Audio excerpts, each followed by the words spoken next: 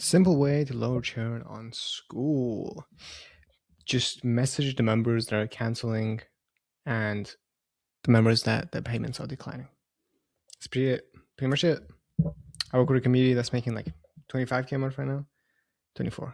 And it's just really simple. Just basically, you can either use like an automatic tool for this, like Scoop CRM, which is on Skool, or you can just set an alarm every day. And I would check, especially if you have a low ticket community, just go through your members, click on canceled, and look at all the declined payments, look at all the canceled payments, and send them a little DM.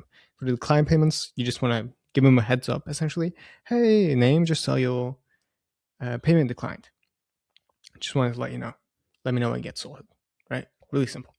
With the canceling DMs, there's a few different ways you can go about it. You can go asking for feedback. If there's new stuff happening, then you can be like, hey, just saw you canceled. This new thing is happening. Or you could say all the things that they're going to lose now. Although you should be saying that in the cancellation video, ideally.